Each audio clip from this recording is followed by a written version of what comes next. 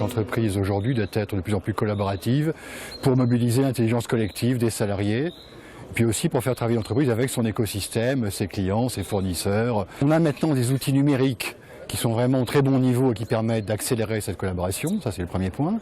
En même temps, ce qui est ressorti aussi de l'atelier, c'est qu'il y avait encore beaucoup de freins et que ça ne se faisait pas si facilement que ça dans les grandes entreprises.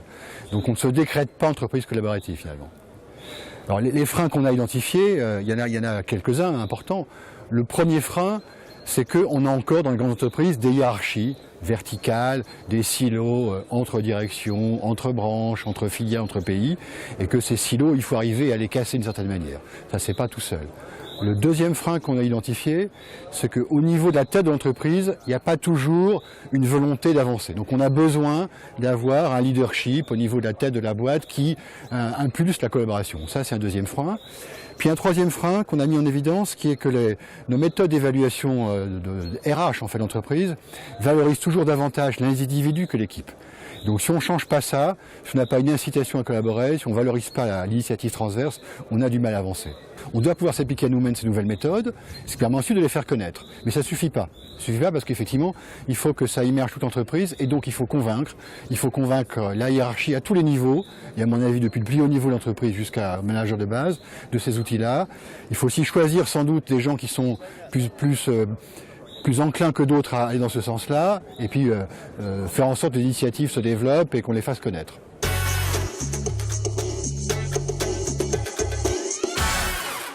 Alors parmi les outils qui existent, qui sont déjà utilisés, il y a bien sûr beaucoup d'outils qui existent depuis quelques années. Par exemple, la messagerie instantanée par exemple, ou la visio.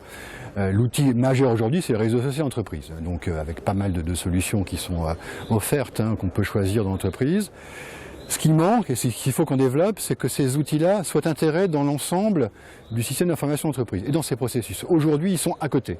Donc il faut que demain, le réseau social ne soit pas un outil de plus à côté des autres, mais qu'il soit intégré dans les processus d'innovation, les processus RH ou autres. Donc ce qu'il faut qu'on fasse maintenant, c'est qu'on intègre ces outils nouveaux dans l'ensemble, encore une fois, des outils qui sont à disposition des salariés d'entreprise. C'est ça qu'il faut qu'on fasse les prochaines années. Et c'est là-dessus que la DSI peut avoir un rôle important à jouer aussi, je pense. Le réseau social d'entreprise, c'est encore le début. C'est le début, il y a quelques années, il y a des expériences. Quand on regarde bien, certaines ont été positives, d'autres ont été plutôt des échecs. Donc c'est intéressant de comprendre ça. Et en particulier, un réseau social pour qu'il réussisse, il faut qu'il y ait un objectif précis. On ne le fait pas pour le faire.